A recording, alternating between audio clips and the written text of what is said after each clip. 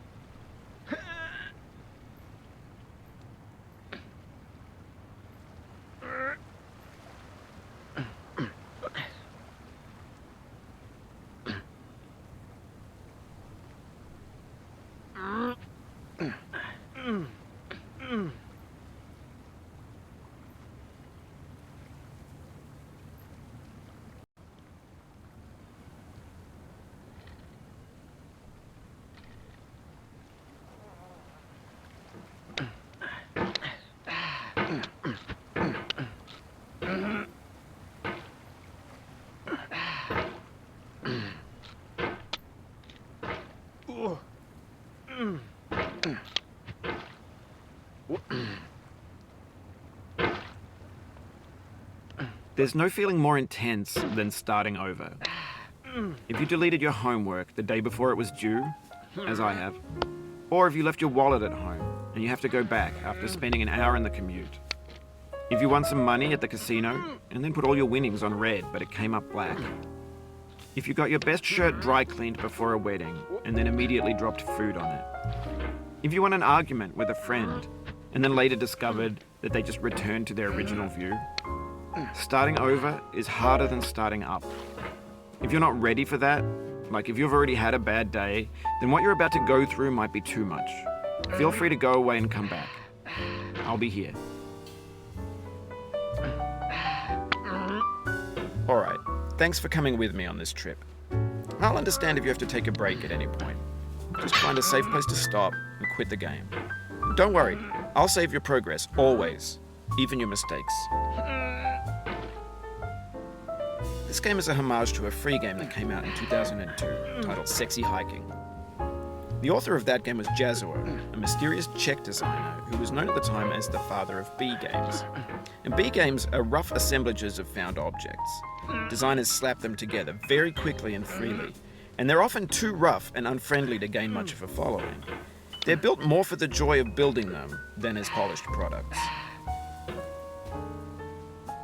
In a certain way, Sexy Hiking is the perfect embodiment of a B game. It's built almost entirely out of found and recycled parts, and it's one of the most unusual and unfriendly games of its time. In it, your task is simply to drag yourself up a mountain with a hammer.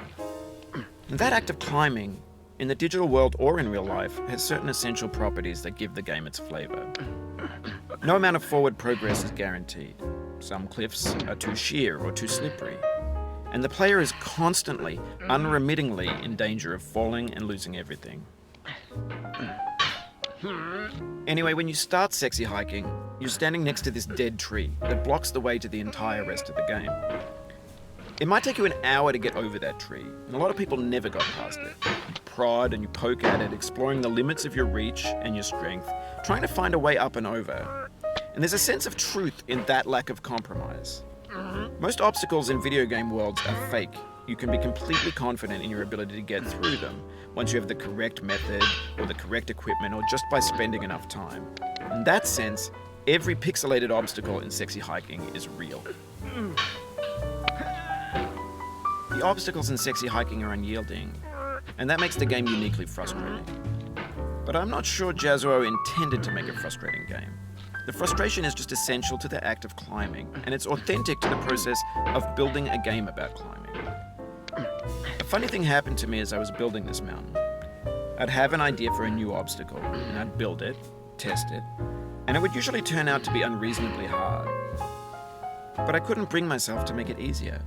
It already felt like my inability to get past the new obstacle was my fault as a player rather than as a builder. Imaginary mountains build themselves from our efforts to climb them, and it's our repeated attempts to reach the summit that turns those mountains into something real. When you're building a video game world, you're building with ideas, and that can be like working with quickset cement. You mold your ideas into a certain shape that can be played with, and in the process of playing with them, they begin to harden and set until they're immutable, like rock. And at that point, you can't change the world. Not without breaking it into pieces and starting fresh with new ideas.